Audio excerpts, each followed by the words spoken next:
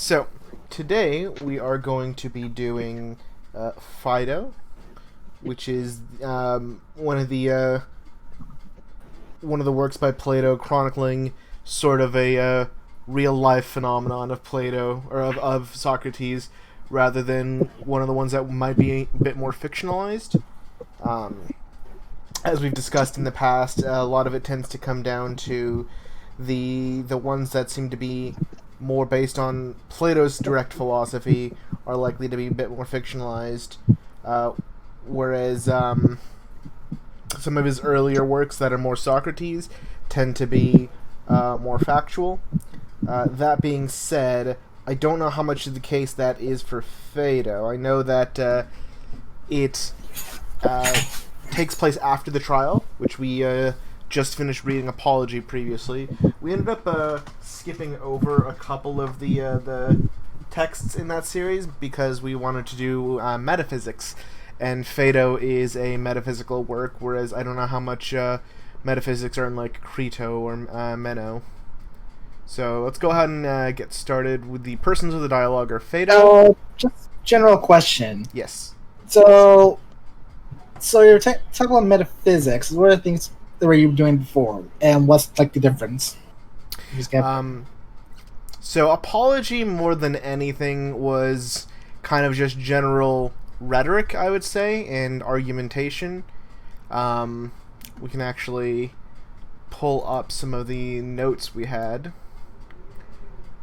Let's see if I can get that on the stream. Open our Apology notes. Yep, here we go. Yeah, so it was one of the ones where he sort of explained why his wisdom was basically that he knows nothing, and then there was the whole contradiction about whether or not he was an atheist. Just sort of relatively general stuff. Whereas Euthyphro was more of a it was a bit of a question on ethics, but more like less the practical end of ethics and more the ontological end of ethics, trying to get to the basis of what makes an ethics. Because Euthyphro was basically claiming that he knew about ethics, and Socrates was basically trying to get to the bottom of what makes ethics ethics. And Euthyphro ended up not being able to provide him with a satisfying answer, because a lot of it came down to what is pious is that which the god loves, but he could not sufficiently explain what it was that made it pious, because he conceded to Socrates that the gods love it because it is pious. It is not pious merely because the gods love it. But Socrates pointed out that means that there's something else that makes those things pious if they are loved by the gods because they are pious, and not pious because they are loved by the gods. And then he tried to explain how it had to do with serving the gods, ended up in the exact same situation in the corner, and then just kind of fucked off and refused to talk to Socrates anymore. Just realized Phaedo. There we go. Go ahead and correct the title on the stream.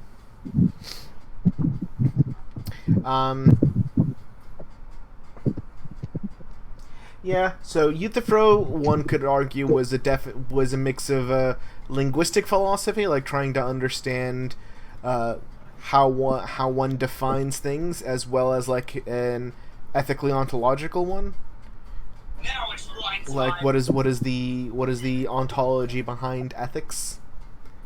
What makes that which is pious pious? Whereas Phaedo is a separate work after the Apology, which we're about to get into now.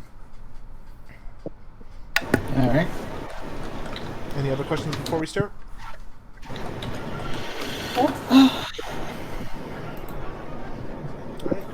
So, persons of the dialogue. We have Phaedo, who is the narrator of the dialogue to Echecrates. We have Socrates, Apollodorus, Simmias, Kebes, I guess, Crito, attendant of the prison, and we are at the prison of Socrates. Place of narration, Phlius. Echecrates. Were you yourself, Phaedo, in the prison with Socrates on the day when he drank the poison? Phaedo. Yes, Echecrates, I was. I wish that you would tell me about his death. What did he say in his last hours?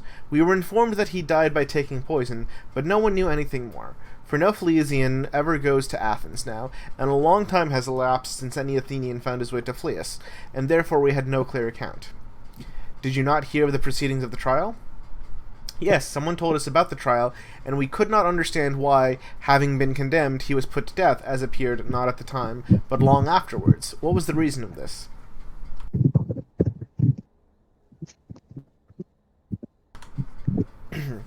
An accident, Echecrates. The reason that was that the stern of the ship which the Athenians sent to Delos happened to have been crowned on the day before he was tried. What is this ship? This is the ship which, as the Athenians say, Theseus went to Crete when he took with him the 14 youths, and was the savior of them and of himself. And they were said to have vowed to Apollo at the time that if they were saved, they would make an annual pilgrimage to Delos. Now this custom still continues, and the whole period of the voyage to and from Delos, beginning when the priest of Apollo crowns the stern of the ship, is a holy season during which the city is not allowed to be polluted by public executions. And often, when the vessel is detained by adverse winds, there may be a very considerable delay. As I was saying, the ship was crowned on the day before the trial, and this was the reason why Socrates lay in prison and was not put to death until long after he was condemned. What was the manner of his death, Phaedo? What was said or done? And which of his friends had he with him? Or were they not allowed by the authorities to be present? And did he die alone? No, there were several of his friends with him. If you have nothing to do, I wish you would tell me what passed as exactly as you can. I have nothing to do, and will try to gratify your wish. For to me, too, there is no greater pleasure than to have Socrates brought to my recollection, whether I speak myself or hear another speak of him. You will have listeners who are of the same mind with you, and I hope that you will be as exact as you can. Phaedo. I remember the strange feeling which came over me at being with him, for I could hardly believe that I was present at the death of a friend, and therefore I did not pity him. Echecrates. His mind and his language were so noble and fearless in the hour of his death that to me he appeared blessed. I thought in going to the other world he could not be without a divine call, and that he would be happy if any man ever was when he arrived there, and therefore I did not pity him as might seem natural at such a time. But neither could I feel the pleasure which I usually felt in philosophical discourse, for philosophy was the theme of which we spoke. I was pleased, and I was also pleased because I knew that he was soon to die, and this strange mixture of feeling was shared by all. We were laughing and weeping by turns, especially the excitable Apollodorus. You know the sort of man? Yes. He was quite overcome, and I myself and all of us were greatly moved. Who was present? Of native Athenians, there were, besides Apollodorus, Critobulus and his father Crito, Hermogenes, Epigenes, Ascanes, Antisthenes, likewise Ctesibius, the dame of Paeania, Menexenus, and some others, but Plato, if I am not mistaken, was ill. Were there any strangers? Yes, there were. Simmias the Theban, Cebes, and Phaedondes. Euclid and Thirpison, who came from Megars, and was blah blah blah. We're just going to skip over this a bit, talking about who was there. And what was the discourse of which you spoke? One moment.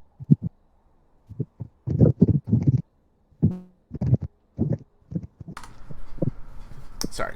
I will begin at the beginning and endeavor to repeat the entire conversation. You must understand that we had previously been in the habit of assembling early in the morning at the court in which the trial was held, and which was not far from the prison.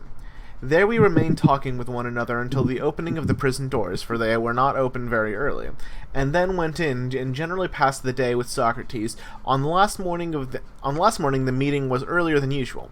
This was owing to our having heard on the previous evening that the sacred ship had arrived from Delos, and therefore we agreed to meet very early at the accustomed place. On our going to the prison, the jailer who answered the door, instead of admitting us, came out and bade us wait, and he would call us. For the 11, he said, are now with Socrates. They are taking off his chains and giving orders that he is to die today.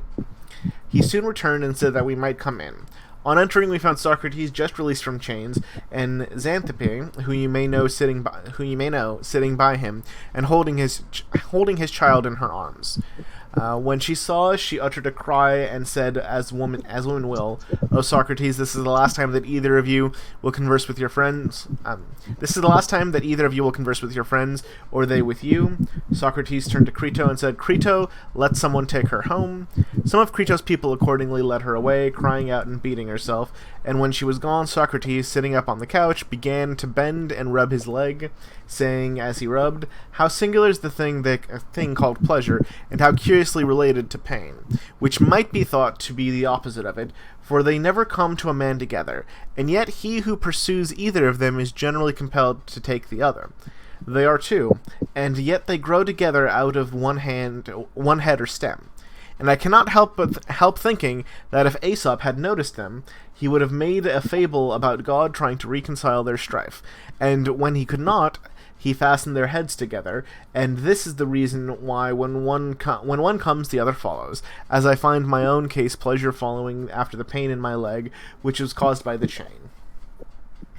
Upon this, Sebes, I'm going to call him Sebes, said, "I am very glad indeed, Socrates, that you mentioned the name of Aesop, for that reminds me of a question which has been asked by others, and was asked of me only the day before yesterday by Evenus the poet, and as he will be sure to ask again, you may as well tell me what I should say to him, if you would like him to have an answer. He wanted to know why you, who never wrote a line of poetry, now that you are in prison, are putting Aesop into verse, and also composing that hymn in honor of Apollo." "Tell him, Sebes," he replied, "that I have no idea of rivaling him or his poems, which is the truth, for I knew that I could not do that. But I wanted to see whether I could purge away the scruple which I felt about certain dreams. In the course of my life, I have often had intimations in dreams that I should make music. The same dream came to me sometimes in one form and sometimes in another, but always saying the same or nearly the same words. 'Make and cultivate music,' said the dream, and hitherto I had imagined that this was only intended to exhort and encourage me in the study of philosophy, which has always been the pursuit of my life, and is the noblest and best of music. The dream was bidding me to do what I was already doing, in the same way that the competitor in a race is bidden by the spectators to run when he is already running. But I was not certain of this, as the dream might have meant music in the popular sense of the word, and being under sentence of death, and the festival giving me respite, I thought I should be safer if I satisfy the scruple, and, in obedience to the dream, composed a few verses before I departed. And first I made a hymn in honor of the god of the festival, and then, considering that a poet, if he is really to be a poet or a maker, should not only put words together but make stories, and as I have no invention, I took some fables of Aesop, which I had already at hand and knew, and turned them into verse. Tell Evenus this, and bid him be of good cheer.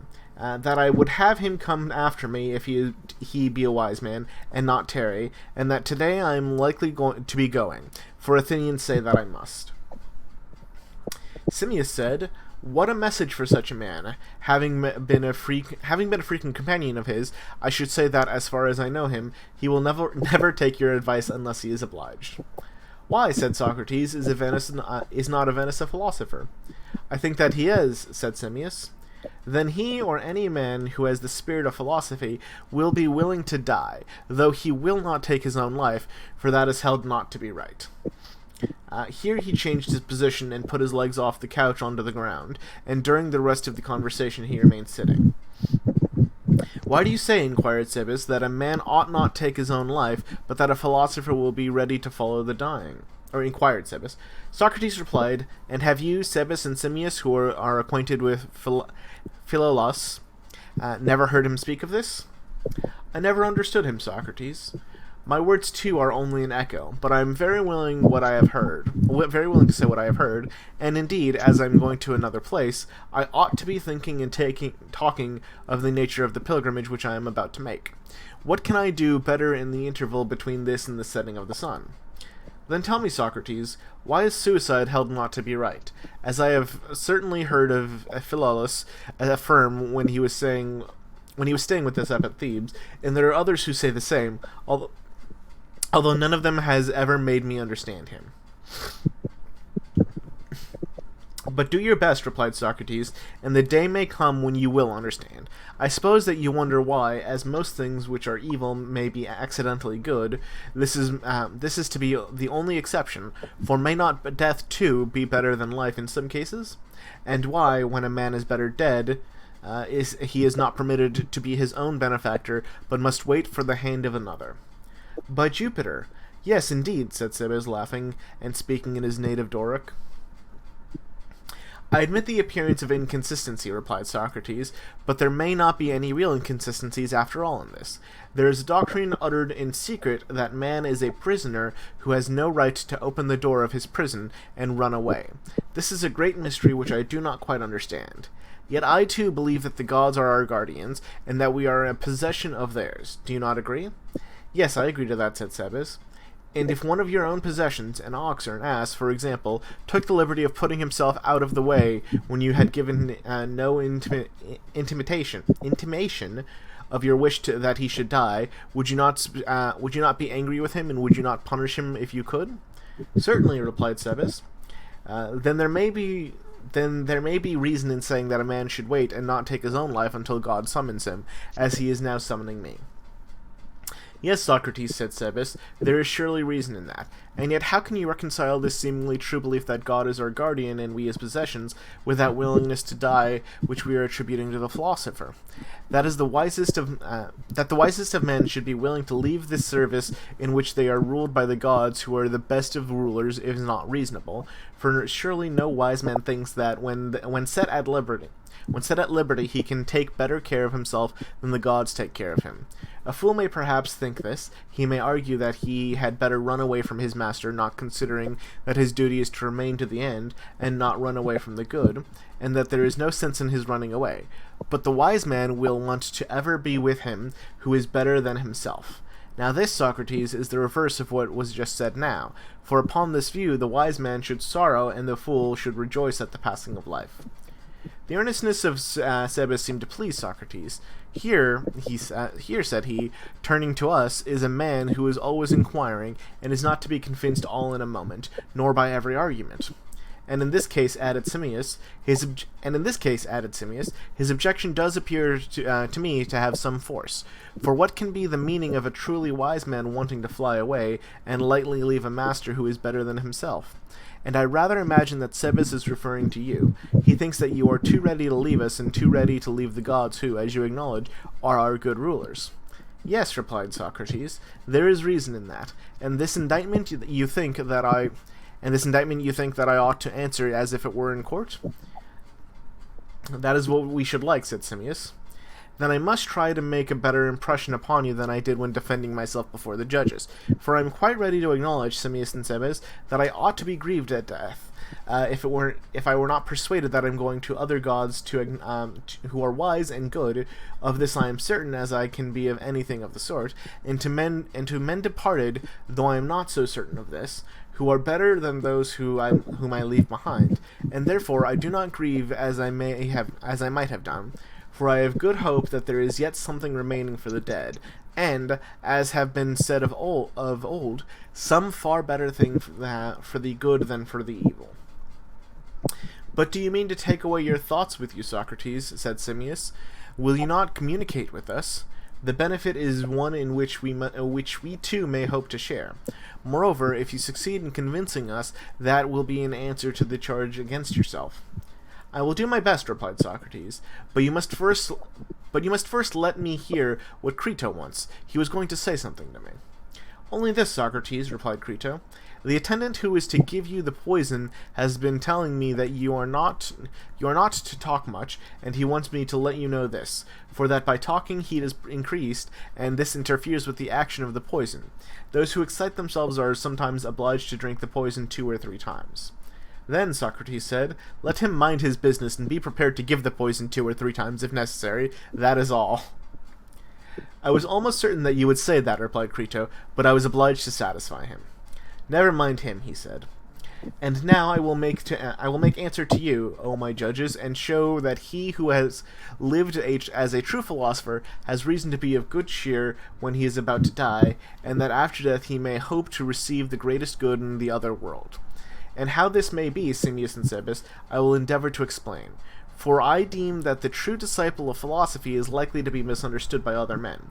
They do not perceive that he is ever pursuing death and dying, and if this is true, why, having had the desire of death all his life long, should he repine at the arrival of that which he has always been pursuing and desiring? Simmias laughed and said, though not in a laughing humor, I swear that I cannot help laugh when I think what the wicked world will say when they hear this. They will say this is very true, and our people at home will agree with them in saying that the life which philosophers desire is truly death, and that they have found them out to be deserving of the death which they desire. And they are right, Simmias, in saying this, with the exception of the words, they have found them out. For they have not found out what is the nature of this death which the true philosopher desires, or how he deserves or desires death. But let us leave them and have word with ourselves. Do we believe there is such a thing as death? To be sure, replied Simmias. And is this anything but the separation of body and soul? And being dead is the attainment of this separation, when the soul exists in herself and is parted from the body, and the body parted from the soul? That is death. Exactly. That and nothing else, he replied. And what do you say of another question, my friend, about which I should like to have your opinion, and that answer which will probably throw light at the present inquiry? Do you think that the philosopher ought to care about the pleasures, if they are to be called pleasures, of eating and drinking? Certainly not, answered Simmias. And what do you say of the pleasures of love? Should he care about them? By no means. And will he think much less of the other ways of indulging the body, for example, the acquisition of costly raiment, or sandals, or other adornments of the body? Instead of caring about them, does he not rather despise anything more than nature needs? What do you say? I should say a true philosopher would despise them. Would you not say that he is entirely concerned with the soul and not with the body? He would like, as far as he can, to be quit of the body and turn to the soul. That is true. In matters of this sort, philosophers, above all men, may be observed in every sort of way to dissever the soul from the body. This is true. Whereas, Simmias, the rest of the world are of opinion that a life which has no bodily pleasure and no part in them is not worth having, but that he who thinks nothing of bodily pleasures is almost as though he were dead. That is quite true. What again shall we say of the actual inquirement of knowledge? Is the body, if invited to share in the inquiry, a hinderer or a helper? I mean to say, have sight and hearing any truth in them? Are they not, as the poets are always telling us, inaccurate witnesses? And yet, if even they are inaccurate and indistinct, what is to be said of the other senses? For you will allow that they are the best of them. Certainly, he replied. Then when does our soul attain truth? For in attempting to consider anything in company with the body, she is obviously deceived. Yes, this is true. Then must not existence be revealed to her in thought, if at all? Yes. And thought is best when the mind is gathered into itself, and none of these things trouble her, neither sounds, nor sights, nor pain, nor pleasure, when she has as little as possible to do with the body, and has no bodily sense or feeling, but is aspiring after being? That is true.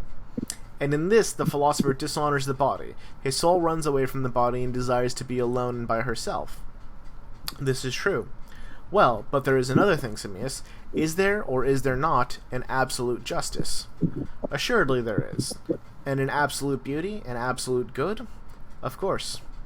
But did you ever behold any of them with your eyes? Certainly not. Or did you ever reach them with any other bodily sense? And I speak now not of these alone, but of absolute greatness and health and strength, and of the essence of true nature of everything. Has the reality of them ever been perceived by you through the bodily organs? Or rather, is not the nearest approach to knowledge of their several natures made by him who so orders his intellectual vision as to have the most exact conception of the essence of that which he considers? Is everyone following along? I know this is kind of the headier parts of the text that we're starting to get into. Yeah, I'm following. Yeah. Right. Certainly. And he attains to the knowledge of them in their highest purity, which goes to each of them with the mind alone, not allowing when in the act of thought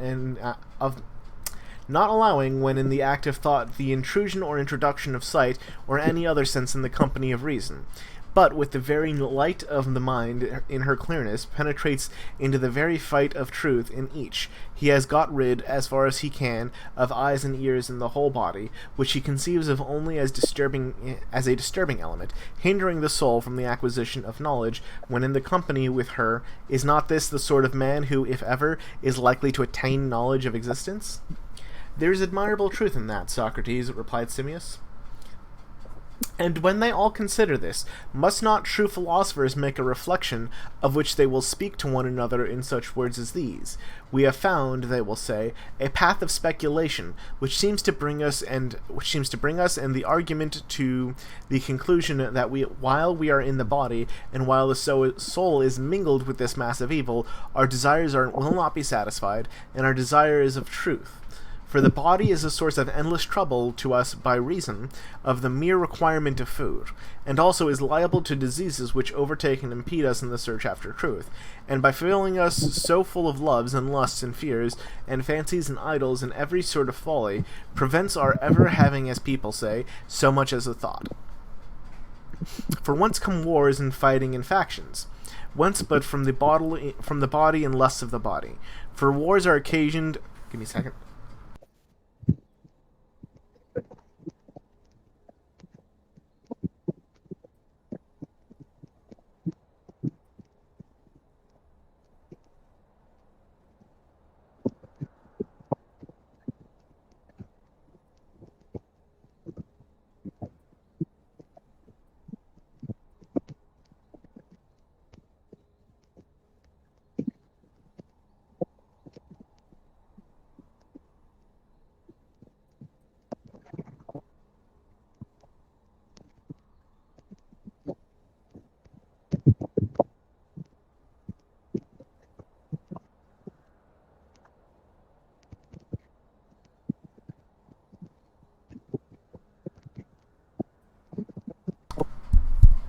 Sorry about that.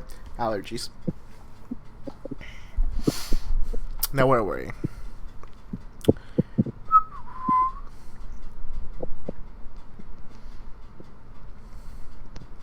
For whence come wars and fighting and factions? Whence but from the body and the lusts of the body? For wars are occasioned by the love of money, and money has to be acquired for the sake and in the service of the body. And in consequences of all of these things, the time which ought to be given to philosophy is lost. Moreover, if there is a time and an inclination towards philosophy, yet the body introduces a turmoil and confusion and fear into the course of speculation, and hinders us from seeing the truth, and which experience shows that if we would have pure knowledge of anything, we must be quit of the body, and the soul in herself must behold all things in themselves. Then I suppose that we shall attain that which we desire, and of which we say we are lovers, and that is wisdom, not while we live, but after death, as the argument shows. For if while in the company with the body the soul cannot have pure knowledge, one of two things seem to follow. Either knowledge is not to be attained at all, or, if at all, after death. For then, and not till then, the soul will be in herself alone and without the body, In this present life, I reckon that we make the nearest approach to knowledge when we have the least possible concern or interruption in the body, and are not saturated with the bodily nature, but remain pure until the hour when God Himself is pleased to release us. And then the foolishness of the body will be cleared away, and we shall be pure and hold converse with other pure souls, and know ourselves that the clear light everywhere, and that this is surely the light of truth. For no more impure thing is allowed to approach the pure. These are the sort of words, Simmias, which are the true lovers of wisdom cannot help but help saying to one another and thinking. You will agree with me in that. Certainly, Socrates. But if this is true, my friend, then there is a great hope that, going whither I go, I shall be satisfied with that which has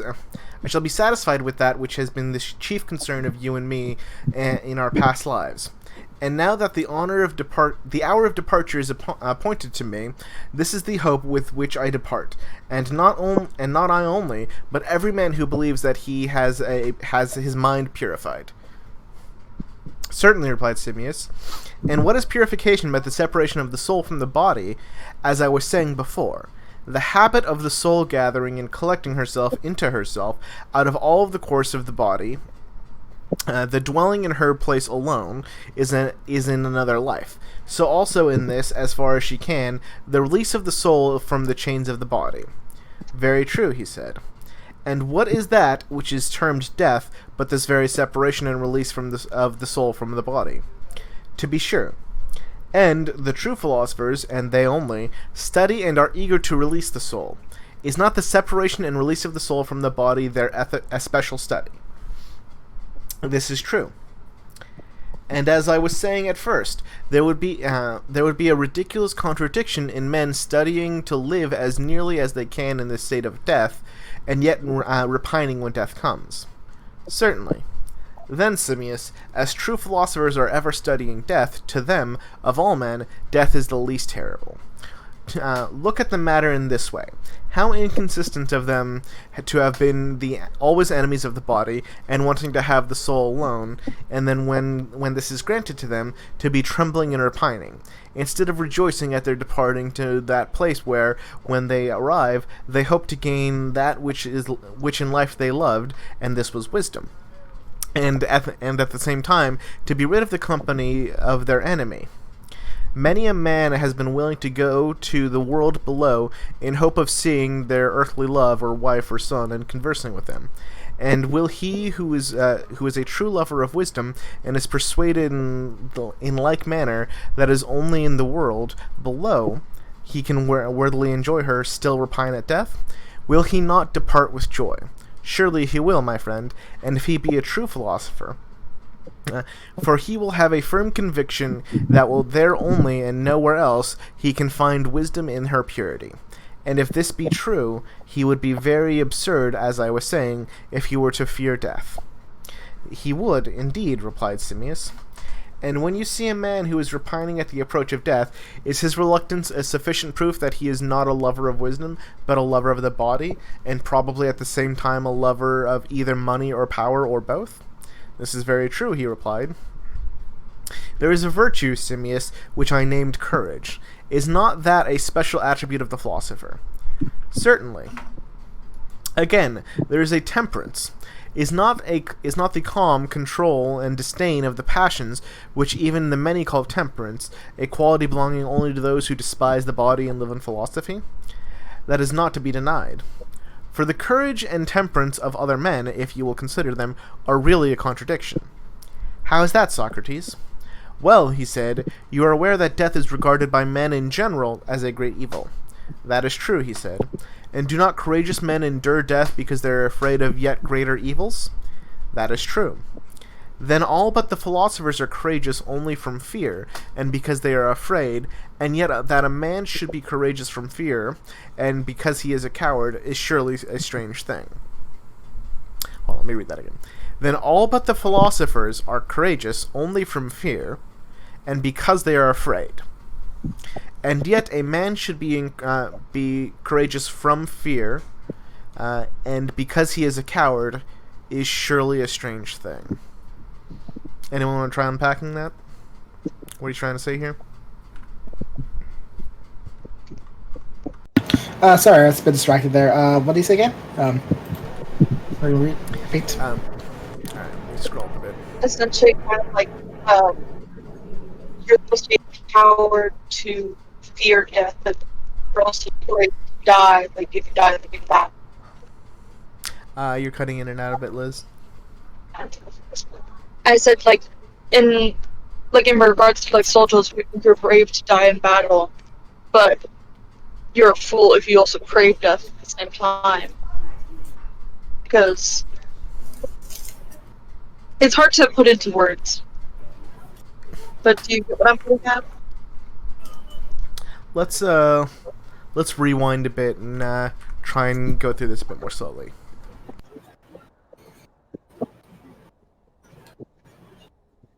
Alright.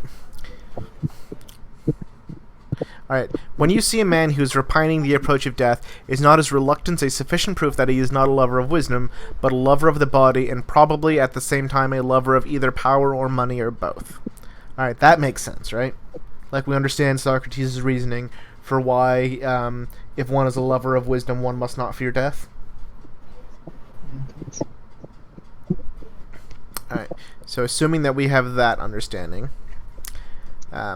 there is a virtue which is named courage. Is not that a special attribute of the philosopher? There is temperance. Is not the calm and control and disdain of the passions, which even the many call temperance, a quality belonging only to those who despise the body and live in philosophy? So, is not that a special... So both courage and temperance are attributes or virtues of the philosopher. And then he says that courage and temperance of other men is a contradiction. Death is regarded as... Okay, let's write some of this stuff down. Alright, let's see. Philosopher is someone who loves wisdom. Wisdom is pursued by the soul. Body is a distraction. Pleasure, pain, loves, etc. that takes away from time to philosophy. One contemplates truth, wisdom, when one is most like dead, i.e., most able to ignore the wants, needs, and pains of the body. Therefore, the philosopher must not fear death, for only in death is one able to most freely pursue wisdom. Alright, we're all on board with that, right?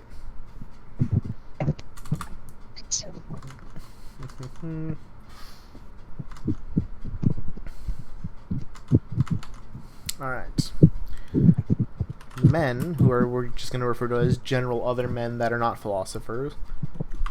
Not philosophers. See, death is great evil.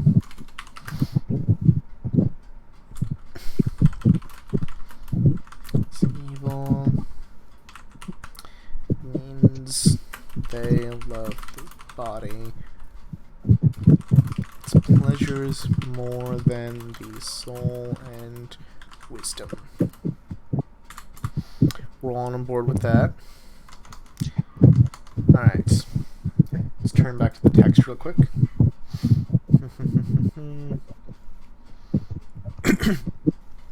Death is regarded by men in general as a great evil.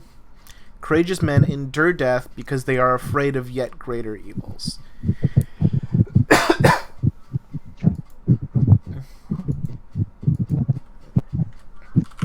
Courageous men endure death because they fear greater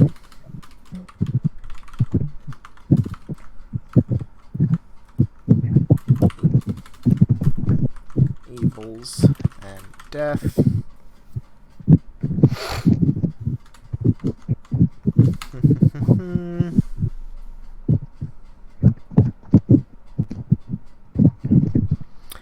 All but the philosophers are courageous only from fear, and because they are afraid. Okay, I think I see what it's saying.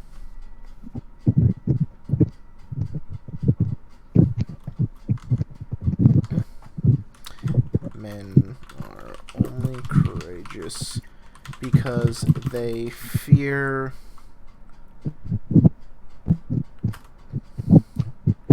greater evils than they fear death. Okay, so I think that's what it's trying to say, is that when a man is courageous, which is when we say that a man is willing to act in spite of potential death, when a man is unafraid of death, it's not because they're not afraid of death, it's because they are more afraid of something else than they are of death. So, for example, the soldier going to war is more afraid of what the enemy will do to his country than he is of the prospect of death himself. That being said, it is not as if he is unafraid directly of death. Does that make sense to everyone? Yeah.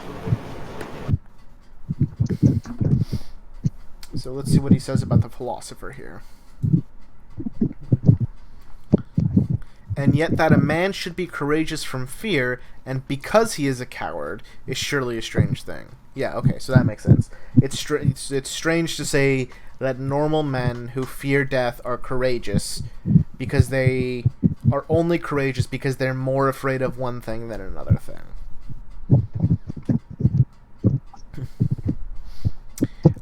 And are not the temperate exactly in the same case. They are temperate because they are they're intemperate, which may seem to be a contradiction, but is nevertheless the sort of thing which happens with this foolish temperance. For there are pleasures which they must have and are afraid of losing, and therefore they abstain from one class of pleasures because they are overcome by another. Whereas intemperance is defined as being under the dominion of pleasure, they overcome only because they are overcome by pleasure. And that is what I mean by saying they are temperate through intemperance. Okay, this is making pretty much the same argument, but I feel like he's just jumping over something here. For there are pleasures which they must have and are afraid of losing, and therefore they abstain from one class of pleasure because they are overcome by another. So I guess what he's saying here is that the only reason people are temperate is because it provides them with another form of pleasure.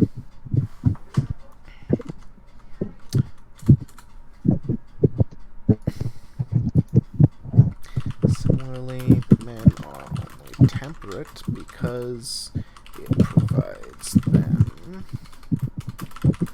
a different form of pleasure. Therefore, only because intemperate only deny pleasure in order to pursue pleasure.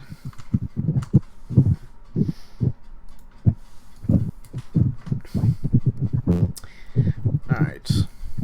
Yet the exchange of one fear or pleasure or pain for another fear or pleasure or pain, which are measured like coins, the greater with the less, is not the exchange of virtue. Oh, my dear Simmias.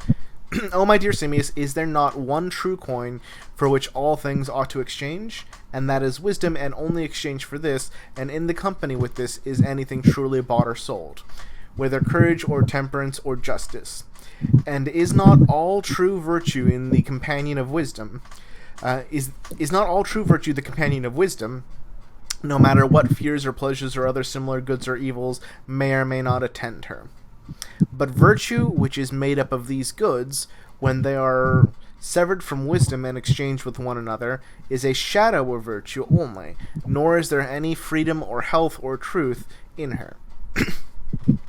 But in the true exchange there is a purging away of these things, and temperance and justice and courage and wisdom herself are a purgation of them. And I conceive that the founders of the mysteries had a real meaning and were not mere triflers when they intimated in a figure long ago that he who passes unsanctified and uninitiated into the world below will live in a slough, but that he who arrives there after initiation and purification will dwell with the gods. For many, as they say in the mysteries, are the Thysus? That's an interesting word.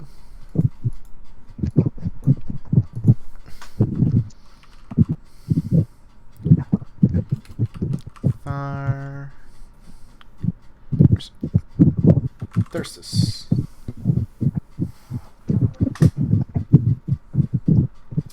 A staff or spear tipped with an ornament like a pine cone carried by Bacchus and his followers. Many are the Thyrsus bearers, but few are the mystics. Okay. So many are the followers of Bacchus. Many are the partiers, few are the mystics. Meaning, as I interpret the words, the true philosophers. In the number of wisdom whom I have been seeking according to my ability to find a place during my whole life, whether I have sought in a right way or not, and in the number of whom I have been seeking, according to my ability, to find a place during my whole life. Okay, in the number, so he's been seeking to be true philosophers. Okay. Whether I have sought in a right way or not, and whether I have succeeded or not, I shall truly know in a little while, if God will, when I myself arrive in the other world. That is my belief. And now, Simmias and Sebes, I have answered those who charge me with not grieving or repining at parting from you and my masters in this world, and I am right in not repining, for I believe that I shall find other masters and friends who are as good in the world below. But all men cannot believe this, and I shall be glad if my words have any more success with you than with the judges of the Athenians. Sebes answered, I agree, Socrates, in the greater part of what you said. But in what relates to the soul, men are apt to be incredulous. They fear that when she leaves the body, her place may be nowhere, and that on the very day of death she may be destroyed and perish immediately on her release from the body, issuing forth like smoke or air and vanishing away into the nothingness. For if she could only hold together and be herself after she was released from the evils of the body, there would be good reason to hope, Socrates, that what you say is true. But much persuasion and many arguments are required in order to prove that when a man is dead, the soul yet exists and has any force of intelligence. True, Sebes, said Socrates, and shall I suggest that we talk a little of the probabilities of these things? Now hold on. There was an earlier discussion about suicide, was there not? Yeah, there was. I thought he would be coming back to that after this explanation, but it feels like he just had a brief explanation and went on. Why do you say, inquired Sebes, that a man not to take his own life, but that the philosopher will be ready to follow the dying? Socrates replied, and have you, Sebes and Simmias, who are acquainted with Philolaus, never heard him speak of this? I never understood him, Socrates. My words, too, are only an echo, but I am willing to say what I have heard. And indeed, as I am going to another place, I ought to be thinking and talking of the nature of the pilgrimage which I am about to make. He needs to talk about death. What can I do better in the interval between this and the setting of the sun? Then tell me, Socrates, why is suicide not held not to be right? As I have certainly heard Philolaus affirm when he was staying with us at Thebes, and there are others who say the same, although none of them has ever made me understand him. Okay. But do your best, replied Socrates, and the day may come when you will understand. I suppose that you wonder why, as most things which are evil may be accidentally good, this is to be the only exception, for may not death, too, be better than life in some cases? And why, when a man is better dead, he is not permitted to be his own benefactor, but wait for the hand of another. So that's what we're talking about here.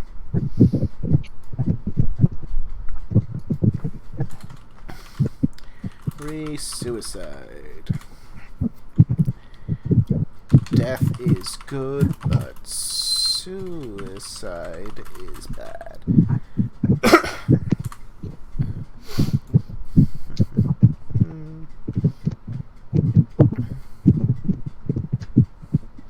I admit the appearance of inconsistency, replied Socrates, but there may not be any real inconsistency after all in this. There is a doctrine uttered in... Oh, we've already been going for nearly an hour. Let's see. I admit the appearance of inconsistency, but there may not be any real inconsistency. There is a doctrine uttered in secret that man is a prisoner who has no right to open the door of his prison and run away. This is a great mystery which I do not quite understand. Yet I, too, believe that the gods are our guardians and that we are a possession of theirs. Do you not agree? And if one of your own possessions, an ox or an ass, for example, took the liberty of putting himself out of the way when you had not basically, if your ox killed itself when you didn't want it to die, would you not be angry with him, and would you not punish him if you could? Certainly, replied Sebs. Then there may be reason in saying that a man should wait and not take his own life until God summons him, as he is now summoning me. And there is surely reason in that, and yet how can you reconcile the seemingly true belief that God is our guardian and we his possessions with that willingness to die which we are attributing to the philosopher?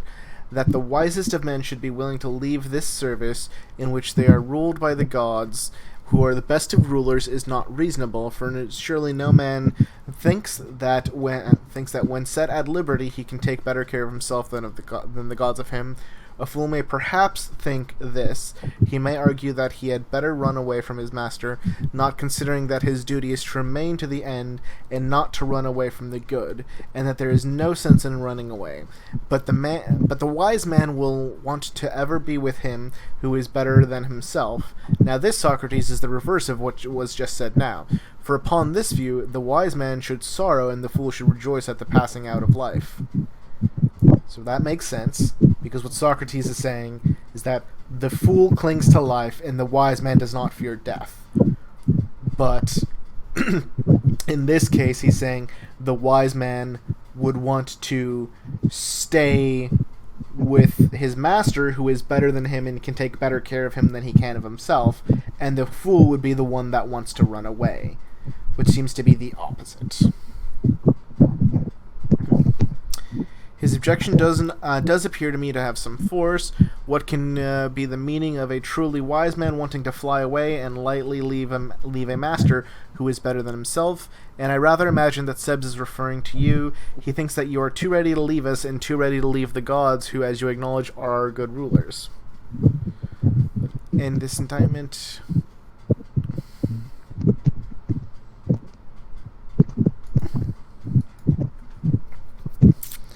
Okay, so then what he's saying about life in general...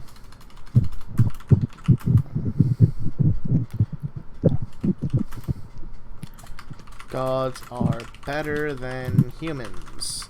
Humans are possessions of gods. Can take better care of humans than they can of themselves. Gods would not want humans to die until it is time for them to die, I guess? Question mark.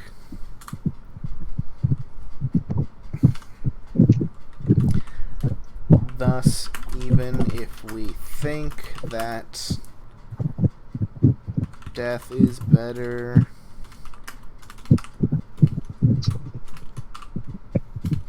There we go. Death is better than life. We should not take our own life, but wait for God to end our life. So does anyone have a problem with this train of logic here?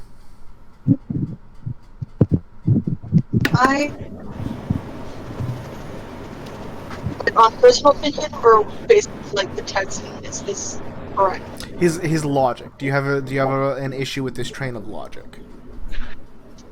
I personally just don't really think it would be fair to the person instead of, like, I get that a lot of during this time there was a lot of like needing to please the gods and so on and so forth. Mm-hmm. But first things first, before you can please the gods, you have to please yourself. And if death is the way you see fit to please yourself best, that is something that I believe the Athenians and Socrates would disagree with. yeah. Socrates would not say that you ought to please yourself before you ought to please gods. Because pleasing yourself in that sense would, in theory, be a pleasure of the body, which is a distraction from wisdom, which is his pursuit. Yeah. I guess I'm a bit more, what's the word? Hedonistic. I'm Sure, personally more. but I'm not asking for your particular individual position like, on this. I follow I'm his asking train about of your thought, take but on I his personally logic. disagree with it. What about you, I Space? follow his train of Difficult to say. Honestly. They just say like we're kind of the gods' playthings or something like that. Possessions. Huh? Possessions. He made us. Yeah. He wrote us more akin to be like a beast of burden to the gods, like an ox or an ass, is what he said.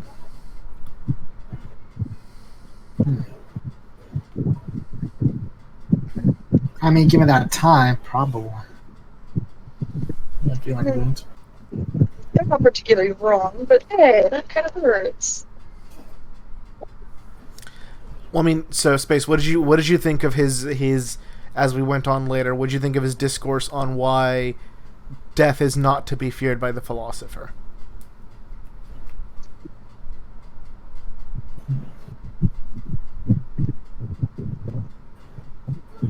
Death should not be feared for philosopher. Well, there's no bigger curiosity than death. So That is not why he said Sorry. that philosopher should not fear death. sorry. I honestly get a bit distracted here and there. I'd probably be better if I was actually reading something to keep track of because I'm just I can link you the text. yeah.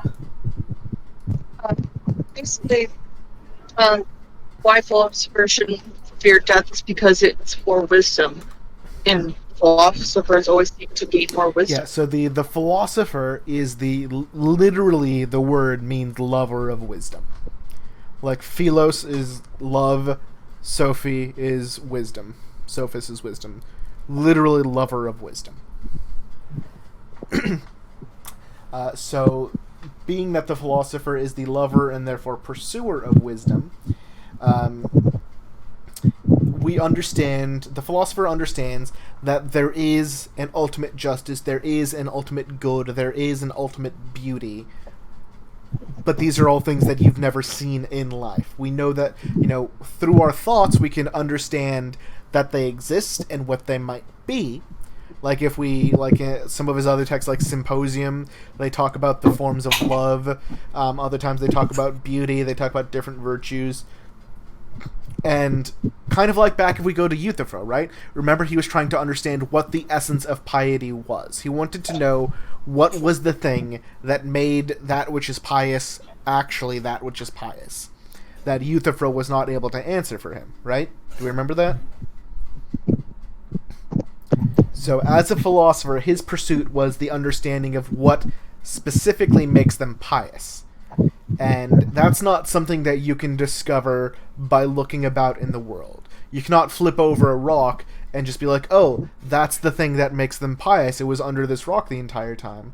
You can see things that are pious and you can see things that are impious, but it is only through contemplation. Only through contemplation can one sort of discover what the forms of these things actually are. You can only figure out what really is pious and not pious, what makes the pious pious, and what makes the impious impious through contemplation. You can see this is pious, you can see that's impious, but to understand what connects all of these things requires contemplation, and when you figure out what the essence of that is, then you have an understanding of what is the true form of piety. And the true form of piety is not something that you can see or hear or taste or feel. It's not like a heat or a cold. It's not any of the 27 senses that humans have are able to be detected with that. It is something that is only capable of detection through thought. Does that make sense? Yeah. So, that being the case, let me ask you this. Is it easier for you to concentrate on a difficult problem when you're hungry or when your hunger is satiated? When my hunger is when I'm no longer hungry. Is it easier for you to concentrate on a problem when you are in pain or when you're not in pain? Not in pain. Is it easier for you to concentrate on something when you're isolated by yourself and just focusing on that? Or is it easier for you to concentrate on that when something that you enjoy happening is going on and you could just go do that instead? Yes. Yeah, I need to be alone. So what Socrates' point here is that there are two parts of a man, of humanity, the body and the soul. And the soul is the part of us which is able to contemplate. The body is that which is merely a distraction. Whether it's pain, pleasure, loves, vices, grievances, all these different things, they distract from your ability to contemplate upon the world. And because they distract from your ability to contemplate on the world, that means that you are most able to contemplate on the world when you are not worried about pain, when you are not worried about pleasure, when you are not worried about hunger or thirst, when you are not being enticed by vices, when you are not having to deal with any of the bodily goods and evils of the world, is when you are most able to contemplate things, right? Yeah. So that's why he said one is able to contemplate truth and wisdom when one is most like dead, when one is most able to ignore the aspects of the body. Which means to best contemplate wisdom and the truest forms of wisdom and the truth of the world would be when one is least concerned about the body, because all of it is done in the soul and not the body. The body is the distraction, the soul is the part of us which contemplates. Which means the soul being severed from the body is when we are most able to contemplate wisdom. That is when we are most able to pursue philosophy, when we are just a soul and not the body. Does that make sense?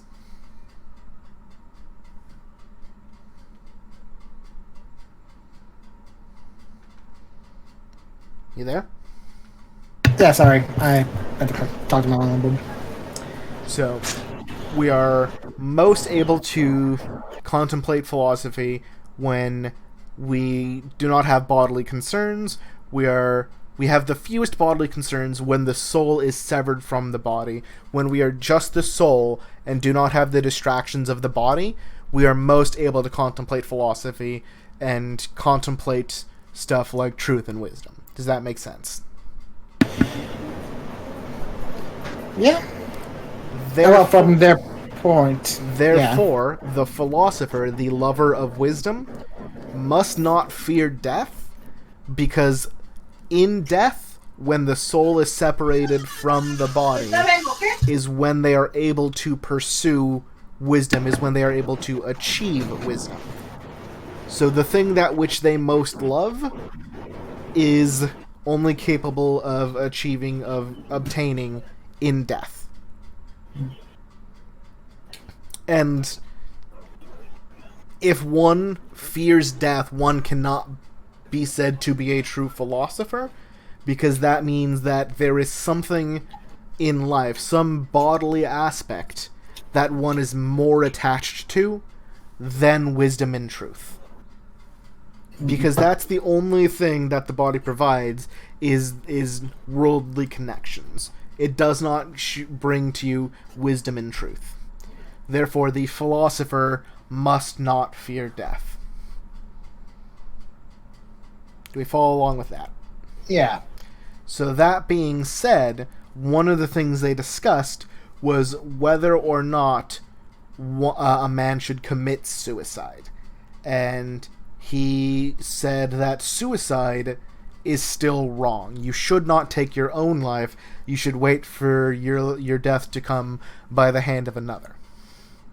And his explanation for that is that humans are the possessions of gods.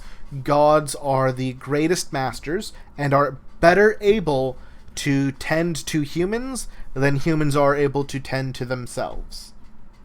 So even if we think that death is better for us than life, we ought not end our life prematurely. We should wait until the gods understand that it is best for our lives to end and we move on.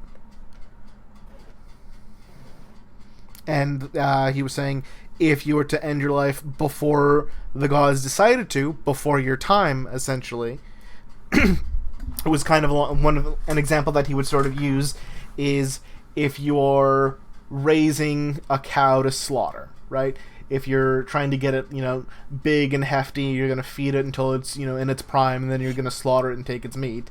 And if that cow, ends up killing itself before it's fully ready, before it's, nice and big and fatty and delicious, when it's still like an adolescent cow, one would, in theory, be rightfully upset with the cow. And again, we have to remember this is long before they had much of a perspective of animal consciousness and rights and stuff like that. So to their understanding, seeing cows as possessions of humans, it would be right for the master of the cow then to be upset with the cow, and were it possible that the master able to punish the cow in death, would do so. Now, for the gods, that is possible for them to punish us in death when they want us to be in life. Therefore, we should not take our own lives. We should wait until we're supposed to die, sort of by the hands of the gods, in order to move on and contemplate philosophy as just the soul. Because the gods would know better than us when we should shake this mortal coil, to quote the bard. Do we follow along with that? Yeah. Do you have any issue with this train of logic?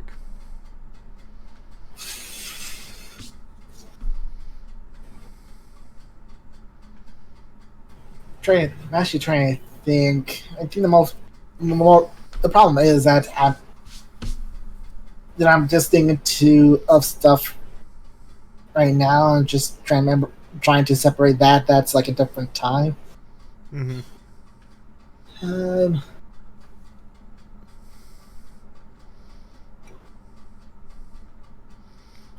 If we're willing to accept Socrates' premises that gods know better for us than we do, therefore we should not end our lives before the gods want us to end our life. We should only die when the gods say it is ready for us to die. We follow that train of logic, right? Yeah. Alright, so I'm going to go ahead and explain my issue with Socrates' take on suicide, and that is actually kind of exemplary in his own situation, right? We're going to go briefly over this, and then I think we're going to wrap it up because we're already 10 minutes over an hour. So, his explanation as to what we should do is basically wait for our death to come at the hand of another, by which he kind of means, like, by the hand of God. But right now, Socrates is not dying of natural causes, so to speak. Socrates is being put to death. He's being executed by means of poison.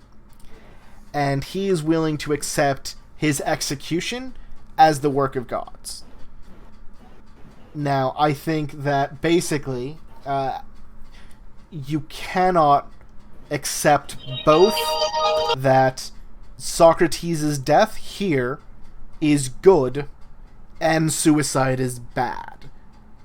For the simple reason, either Socrates' death here is not good or suicide is not bad. One of the, like, these two, Socrates' good death here and suicide is bad, in my opinion is incompatible, because he has not properly given me any explanation for why suicide is fundamentally different from homicide.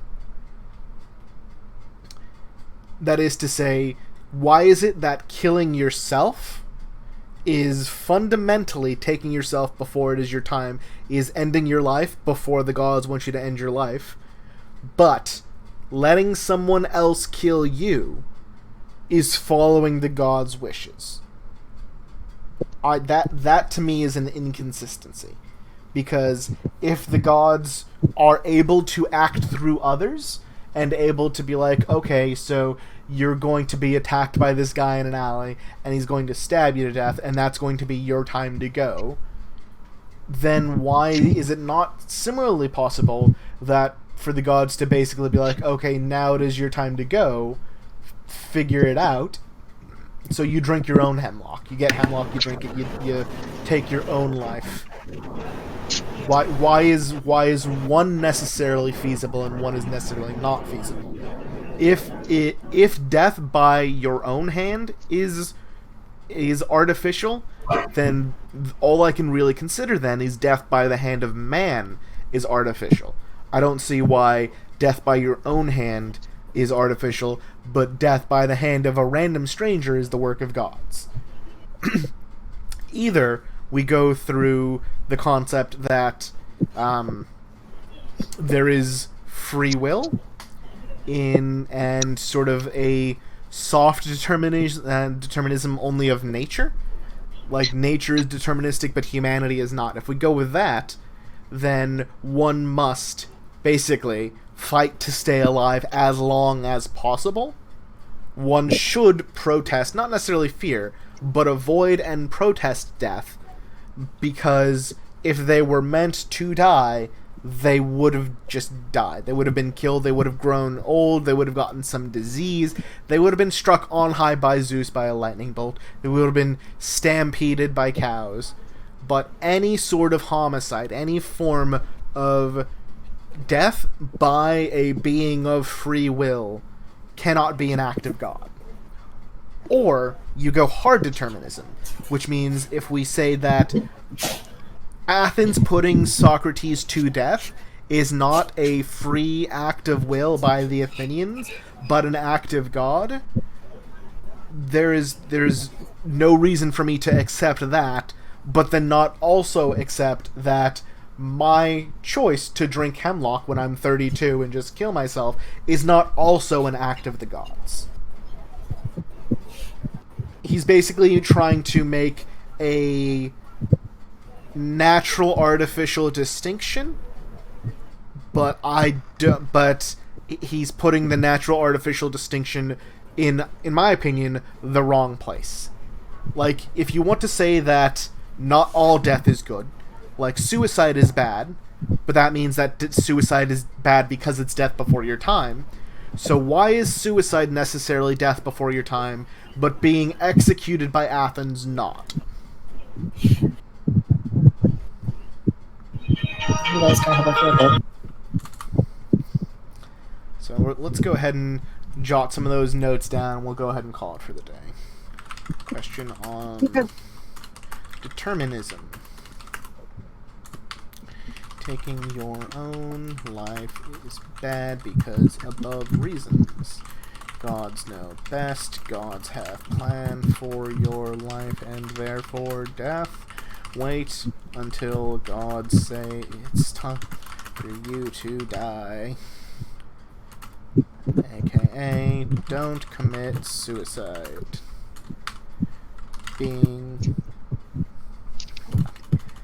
Dying by the hands of another is the work of gods.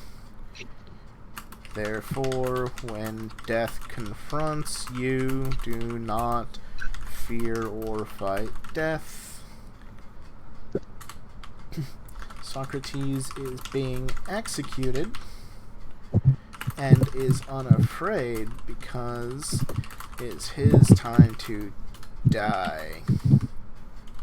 Question is, according to whom? Taking one's own life equals act of free will equals defying gods. Killing someone somehow equals act of gods equals not defying gods? Question mark?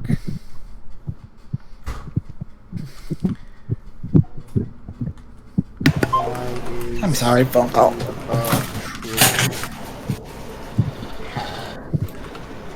What is the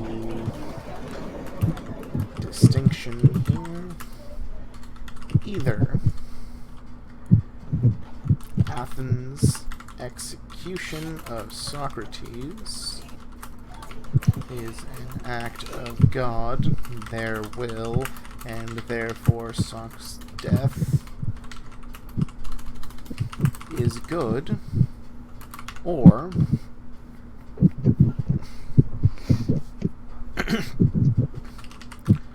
execution is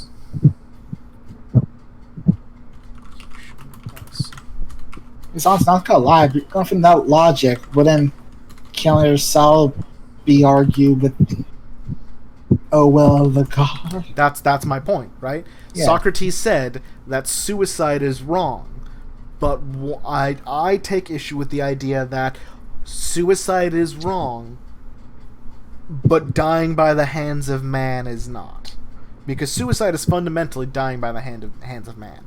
So my question then is, what is the fundamental difference between taking your own life and letting someone else take your life? In a way, that could be a suicide in its own right. Not fighting back when somebody wants to kill you. Death is before his time.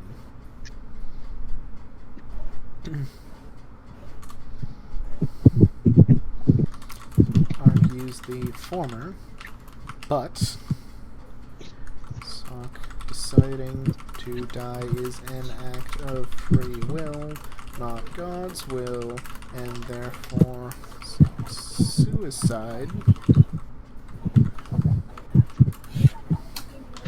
would be bad, would be before his time. So deciding to die is an act of the gods, God's will. And therefore suicide would be good. Soc argues the former still. Does not explain why God's will would influence the actions of others, but not ourselves. Thought he should only die when the gods find it right for him to die. Should not allow himself to be executed. He should wait to die of natural or supernatural causes, not at the hands of man himself or any other. Alright, so that's my issue with his train of logic there. We are already at 80 minutes into the video, so we're going to go ahead and call this here for today. We will meet back up about the same time tomorrow and continue on with Phaedo. Anyone that is, has any further thoughts on this, feel free and go ahead and bring them up tomorrow. I'm probably going to wait on posting the notes document until after we're done with Phaedo, but feel free to go back and check the VOD. I already linked the text that we're going to be reading in the discussions, so if anyone wants to go back and watch the video or do some reading on their own, think about it. There are other resources that you can look at if you want. Feel free to do some self-assigned homework if you like. We will come back, review this stuff tomorrow before getting right back into Phaedo. Sound good? All right. Alright, see you all tomorrow. All right.